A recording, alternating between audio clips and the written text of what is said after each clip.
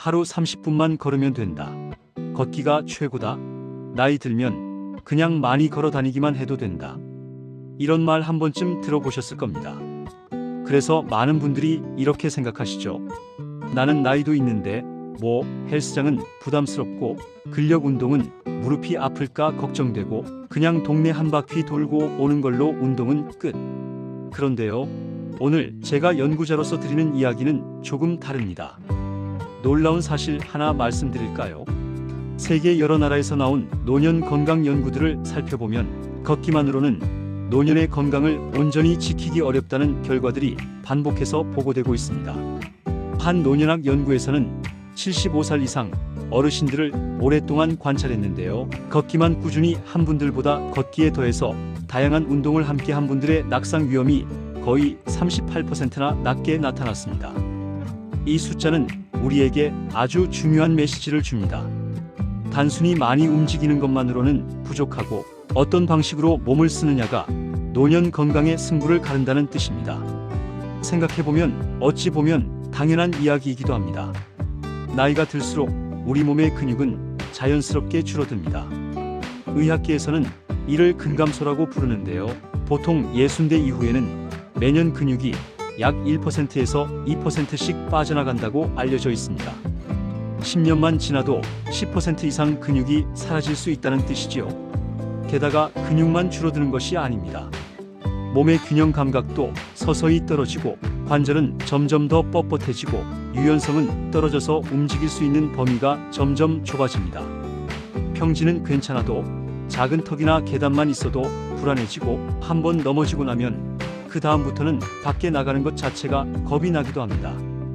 이런 변화들을 단순히 걷기만 해서 막는 것은 한계가 있습니다. 왜냐하면 걷기는 우리 몸이 필요로 하는 4가지 능력, 균형, 근력, 유연성, 심폐지구력 중 일부만 자극하기 때문입니다. 그러면 이렇게 질문하실 수 있습니다.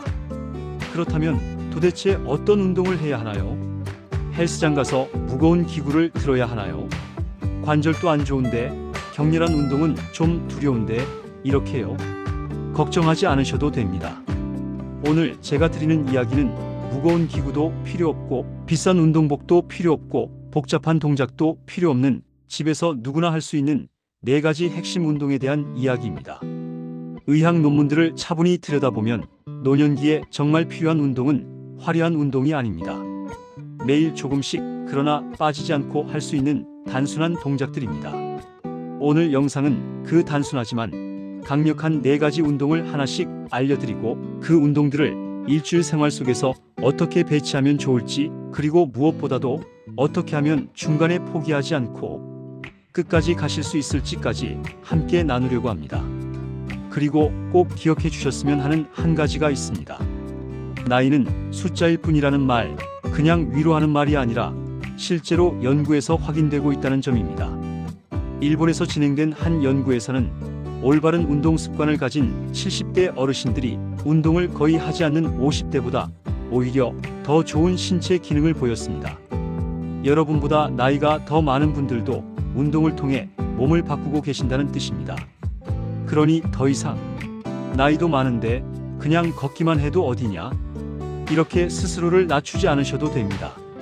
오늘 제가 말씀드릴 4가지 운동만 꾸준히 실천하신다면 지금보다 훨씬 더 독립적이고 활기차고 자신감 있는 노년을 보내실 수 있습니다.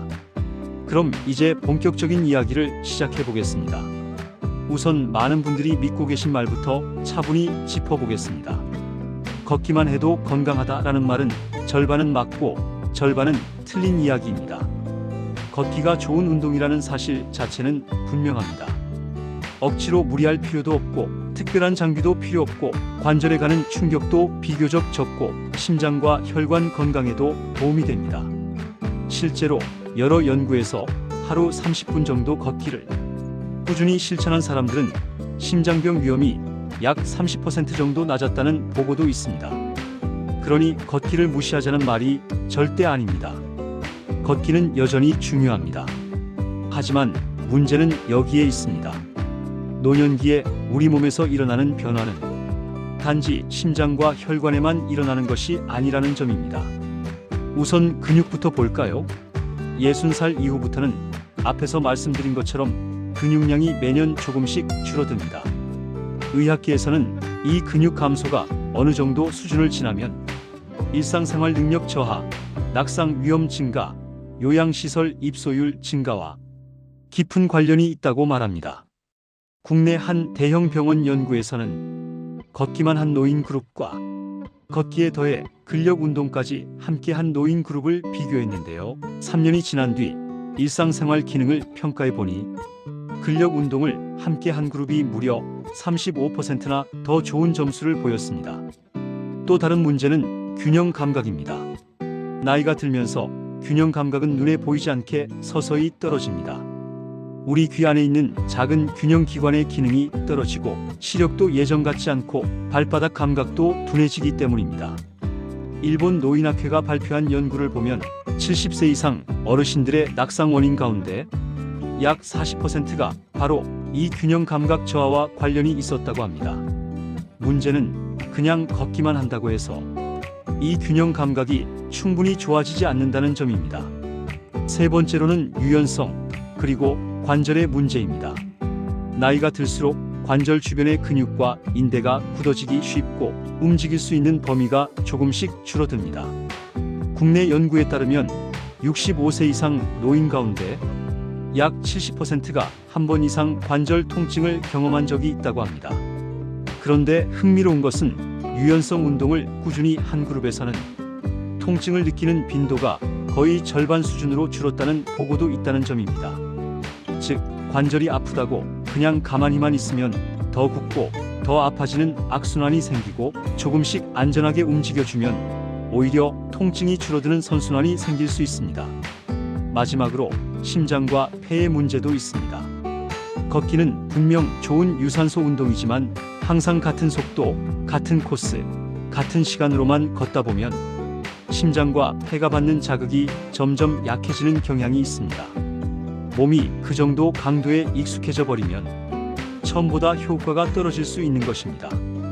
이 네 가지 이유 때문에 노년기에는 걷기만으로는 충분하지 않고 걷기에 더해 균형 운동, 근력 운동, 유연성 운동, 그리고 조금 더 똑똑하게 하는 유산소 운동이 함께 필요합니다. 만약 이 운동들을 하지 않는다면 어떻게 될까요? 근육은 생각보다 빨리 줄어들고 균형 감각은 눈에 띄게 떨어지고 관절은 더 딱딱하게 굳어버립니다. 결국에는 혼자 옷 갈아입고 목욕하고 장을 보고 집안을 오가던 작은 일상들조차도 다른 사람의 도움이 필요해질 수 있습니다. 그렇다고 해서 두려워하실 필요는 없습니다. 운동을 하다가 다치면 어쩌나 하는 걱정은 너무나 자연스럽습니다. 하지만 연구들을 보면 올바른 방법으로 자신의 몸 상태에 맞게 운동을 했을 때 운동이 주는 이점은 다칠 위험보다 훨씬 더 크다는 것이 반복해서 확인됩니다. 그래서 지금부터는 운동을 어떻게 해야 하는지, 각 운동은 왜 필요한지, 어떤 점을 조심해야 하는지까지 하나씩 구체적으로 말씀드리겠습니다. 제가 제일 처음 말씀드리고 싶은 운동은 바로 균형 운동입니다. 우리는 보통 근육이나 혈압, 혈당 같은 숫자에는 관심을 많이 가지지만 균형 감각에 대해서는 상대적으로 덜 생각합니다. 그런데 의학 연구를 보면 균형 감각은 노년기의 건강을 결정하는 아주 중요한 요소입니다. 균형 감각이 좋으면 넘어지지 않고 몸을 안정적으로 움직일 수 있고 조금 미끄러운 길이나 울퉁불퉁한 길을 걸을 때도 자신감 있게 발을 내디딜 수 있습니다. 하지만 65살 이후부터는 이 균형 감각이 눈에 띄게 떨어지는 분들이 많습니다. 매년 65살 이상 어르신들 가운데 3분 중 1분이 한 번 이상 낙상을 경험한다는 통계도 있습니다.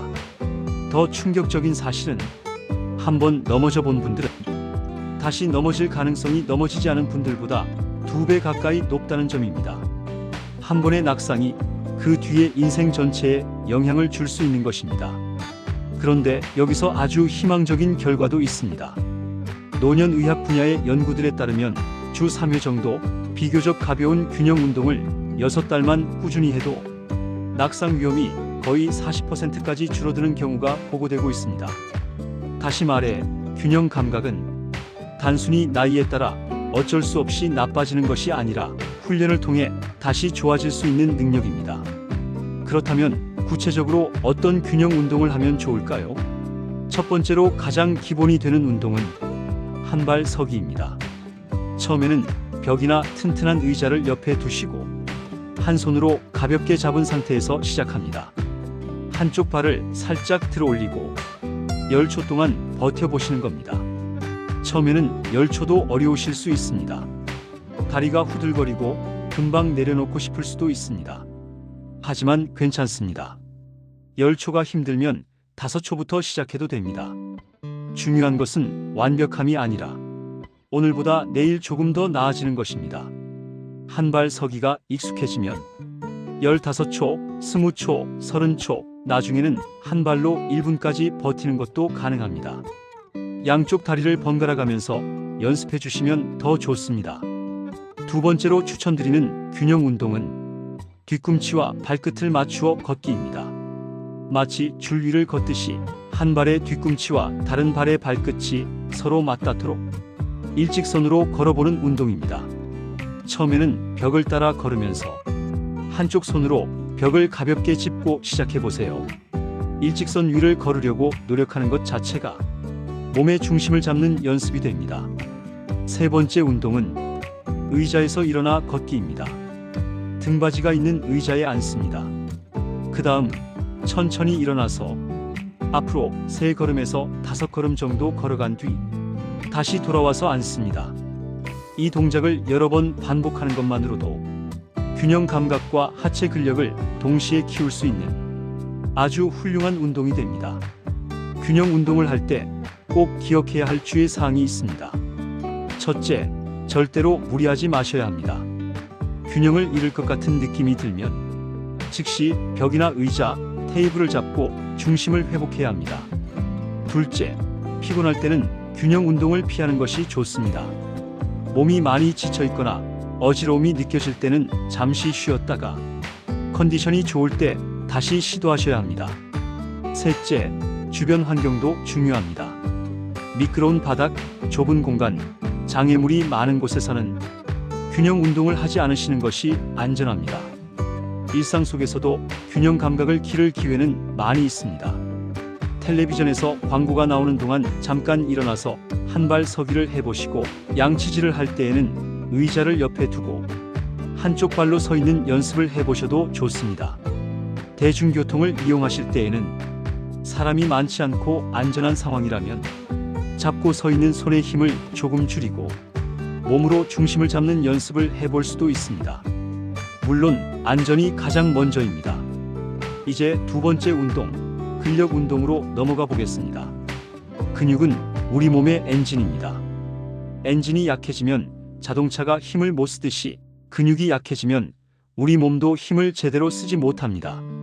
손에 힘이 부족해서 병뚜껑 하나 열기 어렵고 계단 2-3층만 올라가도 숨이 턱까지 차고 잠깐만 서 있어도 허리가 아프고 다리가 후들거리는 경험 많은 분들이 이미 하고 계실 겁니다. 의학 연구들에 따르면 근육량과 근력은 단순히 힘의 문제가 아니라 수명과도 연결되어 있습니다.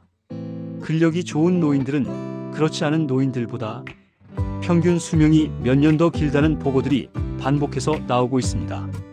그러니 근력 운동은 선택이 아니라 노년기에 스스로를 지키기 위한 꼭 필요한 투자라고 할 수 있습니다. 그렇다고 해서 헬스장에 가서 무거운 역기를 들어야 한다는 뜻은 절대 아닙니다. 집에 있는 의자와 벽만으로도 충분히 좋은 근력 운동을 할 수 있습니다. 첫 번째로 소개해 드릴 근력 운동은 의자 스쿼트입니다. 의자를 하나 준비합니다. 앉았을 때 무릎이 너무 꺾이지도 너무 쭉 펴지지도 않는 적당한 높이가 좋습니다. 의자 앞에 서서 발은 어깨 너비 정도로 벌립니다. 그 다음 천천히 엉덩이를 뒤로 빼면서 의자에 앉았다가 다시 천천히 일어납니다. 이 동작을 한 번만 해도 허벅지, 엉덩이, 배 근육까지 함께 사용하게 됩니다. 처음에는 5회만 해보세요. 괜찮다 싶으면 7회, 10회, 15회까지 조금씩 늘려가시면 됩니다. 두 번째 운동은 벽을 이용한 팔굽혀펴기입니다. 바닥에서 하는 팔굽혀펴기는 어깨와 손목에 부담이 될 수 있지만 벽을 이용하면 훨씬 부드럽게 시작할 수 있습니다. 벽에서 팔 길이만큼 떨어져서 섭니다. 두 손을 어깨 너비로 벌려 벽에 편안하게 댑니다. 그 상태에서 몸을 천천히 벽 쪽으로 기울였다가 팔 힘으로 벽을 밀어 다시 처음 자세로 돌아옵니다. 이 동작을 10회 정도 반복하면 팔과 어깨, 가슴 근육까지 골고루 자극됩니다. 역시 처음에는 힘에 부치지 않을 정도의 횟수로 시작하시는 것이 좋습니다. 세 번째 운동은 발 뒤꿈치 들기입니다. 의자나 벽을 가볍게 잡고 선 상태에서 발 뒤꿈치를 천천히 들어 올렸다가 다시 바닥에 내리는 동작을 반복합니다. 종아리 근육은 걷기와 서있기, 계단 오르내리기 등 일상생활 대부분에 관여하기 때문에 이 근육이 튼튼해지면 걷기가 훨씬 안정되고 덜 피곤해집니다. 네 번째 운동은 앉아서 하는 다리 들어 올리기입니다. 의자에 허리를 곧게 세우고 앉습니다. 그 다음 한쪽 다리를 천천히 앞으로 들어 올려 무릎이 쭉 펴지도록 만든 뒤 잠시 유지했다가 다시 천천히 내려놓습니다. 이 동작을 각 다리마다 10회 정도 반복하면 허벅지 앞쪽 근육이 자극되면서 의자에서 편하게 앉았다 일어나는 능력이 향상됩니다. 근력 운동에서 가장 흔한 실수는 욕심을 내는 것입니다. 처음부터 많이 하려고 하고 할 수 있는 만큼이 아니라 딱 한계까지 밀어붙이는 식으로 운동을 하다 보면 근육통이 심하게 오거나 관절을 다칠 위험이 높아집니다. 근육은 쉬는 동안 자랍니다. 운동을 아주 강하게 한 뒤 며칠 동안 아파서 아무것도 못하는 것보다 조금 부족하다 싶을 정도의 강도로 주 2회나 3회씩 꾸준히 하는 것이 훨씬 더 효과적입니다. 또 하나 기억하셔야 할 점은 호흡입니다. 힘을 쓰는 순간에 숨을 내쉬고 처음 자세로 돌아올 때 숨을 들이마시는 것이 좋습니다. 숨을 참으면 혈압이 갑자기 올라갈 수 있기 때문에 호흡을 자연스럽게 이어가시는 것이 중요합니다. 이제 세 번째 운동, 유연성 운동으로 넘어가 보겠습니다. 많은 어르신들이 이렇게 말씀하십니다. 아침에 일어나면 허리가 뻣뻣해서 펴기도 힘들고 고개를 뒤로 젖히거나 옆으로 돌리는 것도 예전 같지 않다고. 유연성이 떨어진다는 것은 단순히 몸이 덜 늘어나는 문제가 아니라 관절과 근육이 제 역할을 다하지 못하게 되는 문제입니다. 유연성이 좋아야만 넘어지려는 순간에 몸을 재빨리 돌릴 수 있고 손이 바닥까지 안 닿더라도 허리를 어느 정도 숙여서 물건을 집을 수 있고 옷을 갈아입을 때 팔과 어깨를 자연스럽게 움직일 수 있습니다. 관절염 관련 연구들을 보면 규칙적인 유연성 운동은 관절염 환자의 통증을 최대 30% 가까이 줄여줄 수 있다는 보고도 있습니다. 즉, 몸이 아프다고 해서 무조건 가만히만 있는 것이 능사는 아니라는 것입니다. 가장 간단하게 시작할 수 있는 유연성 운동은 목과 어깨, 허리를 부드럽게 움직이는 스트레칭입니다. 먼저 목부터 해보겠습니다. 의자에 편안히 앉아 등을 곧게 세웁니다. 천천히 고개를 오른쪽으로 돌려서 어느 정도 돌아간 상태에서 둘, 셋, 넷 정도 세며 유지합니다. 그 다음 다시 정면으로 돌아오고 이번에는 왼쪽으로 같은 동작을 반복합니다. 그 다음에는 고개를 앞으로 숙여 턱이 가슴 쪽으로 가까워지도록 하고 잠시 유지합니다. 그 뒤에는 천천히 고개를 들어 천장을 바라보듯이 위쪽을 바라봅니다. 목 주변 근육이 당기지 않는 선에서 부드럽게만 움직여주세요. 어깨 스트레칭도 매우 중요합니다. 양쪽 어깨를 천천히 앞쪽으로 둥글게 돌렸다가 이번에는 뒤쪽으로 돌립니다. 처음에는 작은 원을 그리듯이 돌리다가 점점 크게 돌리면 어깨 관절이 움직일 수 있는 범위가 조금씩 넓어집니다. 허리는 의자에 앉아서도 충분히 스트레칭할 수 있습니다. 양손을 허리에 살짝 올려두고 상체를 천천히 오른쪽으로 돌립니다. 골반은 그대로 둔 상태에서 윗몸만 부드럽게 돌리는 느낌입니다. 몇 초간 유지한 뒤 다시 정면으로 돌아와 이번에는 왼쪽으로 돌립니다. 유연성 운동을 할 때 꼭 기억해야 할 것은 통증입니다. 스트레칭을 할 때 근육이 약간 당기는 느낌이 드는 것은 자연스럽습니다. 하지만 날카롭게 찌르는 듯한 통증, 관절 안쪽에 깊은 통증이 느껴진다면 그것은 이미 몸이 보내는 경고 신호일 수 있습니다. 이럴 때는 즉시 강도를 줄이고 더 이상 밀어붙이지 않는 것이 좋습니다. 유연성은 하루 이틀로 좋아지는 능력이 아니기 때문에 조금 느리더라도 매일 조금씩 오랫동안 꾸준히 하는 것이 중요합니다. 또 하나, 반동을 주면서 흔들듯이 스트레칭하는 것은 오히려 근육과 인대에 부담을 줄 수 있습니다. 몸을 튕기듯이 움직이기보다는 천천히 움직여 원하는 자세까지 가서 그 자세를 잠시 유지하는 것이 더 안전하고 효과적입니다. 유연성 운동은 일상생활 도중에도 얼마든지 끼워 넣을 수 있습니다. 텔레비전을 보면서 광고가 나오는 시간, 전화 통화를 하면서 양치질을 하면서도 간단한 목, 어깨 스트레칭을 해볼 수 있습니다. 이런 작은 습관들이 모여 나중에는 허리와 관절 통증을 줄이고 몸의 움직임을 부드럽게 만드는 큰 힘이 됩니다. 마지막 네 번째 운동은 유산소 운동입니다. 심장은 우리 몸에서 가장 중요한 근육입니다. 심장은 단 한 번도 쉬지 않고 평생 동안 우리 몸 구석구석으로 피를 보내는 일을 합니다. 유산소 운동은 이 심장을 더 튼튼하고 효율적으로 만들어줍니다. 의학계에서는 일주일에 5날 정도 하루에 30분 이상 땀이 살짝 배어나올 정도의 유산소 운동을 꾸준히 하면 심장병과 뇌졸중 위험을 최대 35%까지 줄일 수 있다고 보고합니다. 또 여러 연구에서는 규칙적인 유산소 운동이 치매 발생 위험을 약 20% 정도 낮출 수 있다는 결과도 보고되고 있습니다. 유산소 운동이라고 해서 무슨 거창한 운동을 떠올리실 필요는 없습니다. 걷기만 해도 훌륭한 유산소 운동입니다. 여기에 더해 수영, 실내 자전거, 가벼운 춤, 음악을 들으면서 즐겁게 따라 할 수 있는 리듬 운동 등 여러 가지 선택지가 있습니다. 예를 들어 라틴 음악에 맞추어 추는 춤을 6달 이상 꾸준히 따라 한 노인들을 조사했더니 평균 혈압이 7에서 8 정도 낮아졌다는 연구도 있습니다. 즐기면서 할 수 있는 운동이 몸에도 실제로 이로울 수 있다는 좋은 예입니다. 유산소 운동의 강도를 조절하는 데에는 대화 테스트라는 간단한 기준이 도움이 됩니다.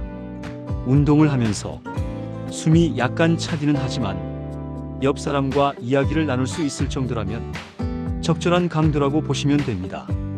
숨이 너무 가빠서 말 한마디 이어가기 어려운 상태라면 강도가 너무 높은 것이고, 반대로 전혀 숨이 차지 않는다면 몸에 자극이 충분하지 않을 수 있습니다. 또 유산소 운동의 효과를 더 높이는 방법 중 하나는 강도의 변화를 주는 것입니다. 예를 들어 평소 걷기만 하신다면 평소 속도보다 조금 빠르게 걷는 시간을 2-3분 정도 가져가고, 그 다음 다시 천천히 걷는 시간을 2-3분 가지는 식으로 빠름과 천천함을 번갈아 반복하는 것입니다. 이렇게 하면 같은 30분을 걷더라도 칼로리 소모가 15%에서 20% 정도 더 늘어날 수 있다는 보고들도 있습니다. 유산소 운동을 시작할 때 가장 위험한 실수는 처음부터 너무 오래, 너무 격하게 하는 것입니다.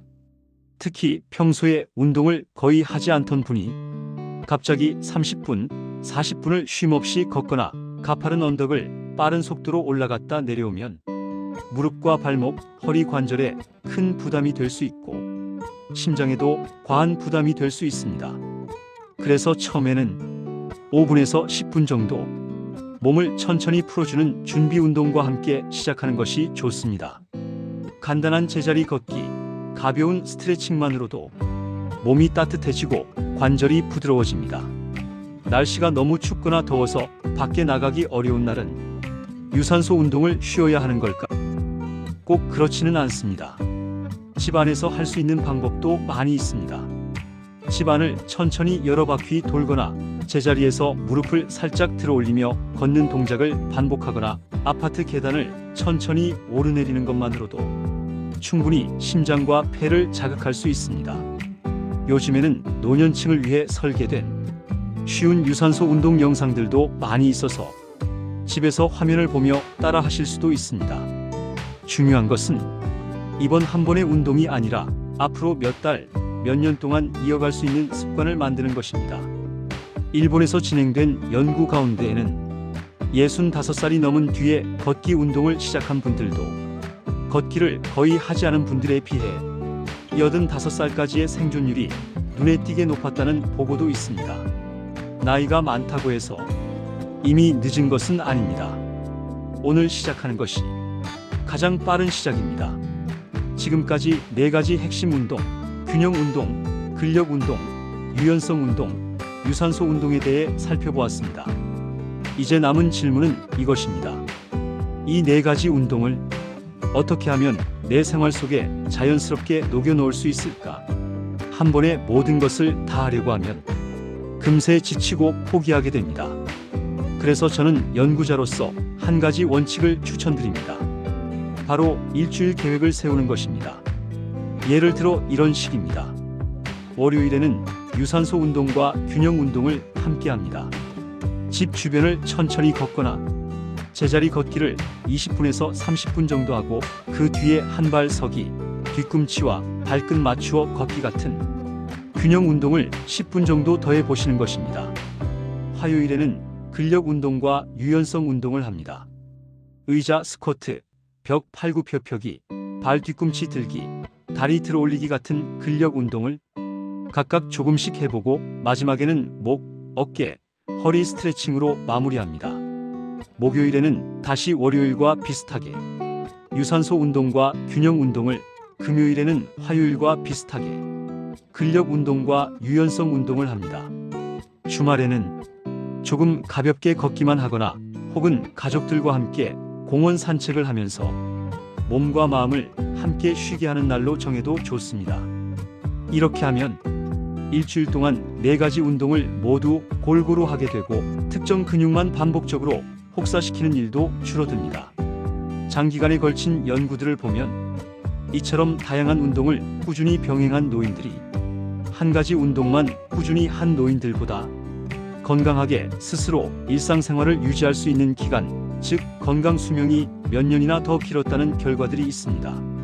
근력이 아무리 좋아도 균형 감각이 나쁘면 작은 턱에서도 넘어질 수 있고, 유연성이 아무리 좋아도 심장과 폐의 기능이 약하면 조금만 걸어도 숨이 가빠집니다.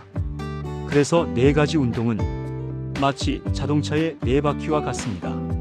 4바퀴가 골고루 튼튼해야 길이 조금 울퉁불퉁해도 비가 와도 언덕을 올라갈 때에도 안정적으로 나아갈 수 있습니다. 또 한 가지 중요한 점은 내 몸 상태에 맞는 운동을 선택하는 것입니다.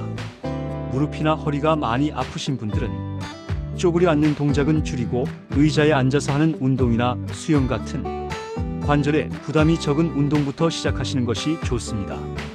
어지럼증이 자주 있는 분들은 처음에는 서 있는 균형 운동 대신 누워서 다리나 팔을 움직이는 가벼운 운동부터 시작하시는 것이 좋습니다. 많은 연구들이 말해줍니다.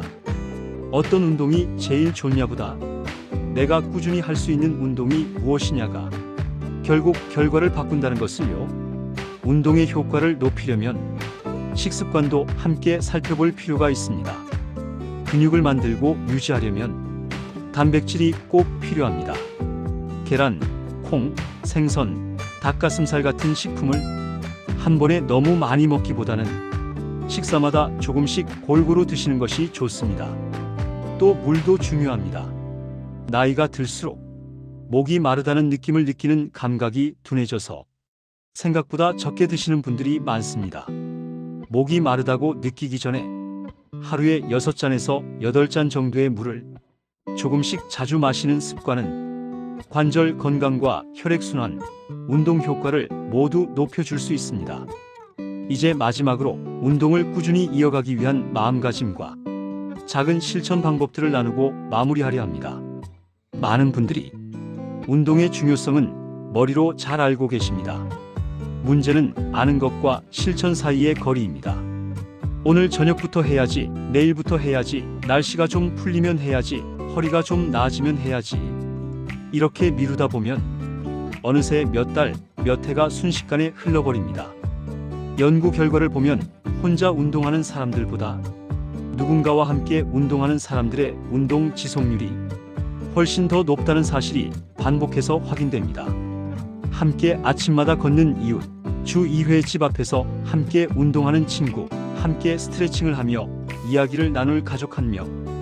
이런 존재가 있다는 것만으로도 운동을 시작하고 또 포기하지 않게 되는 힘이 됩니다. 또 하나 도움이 되는 방법은 운동 일지를 쓰는 것입니다.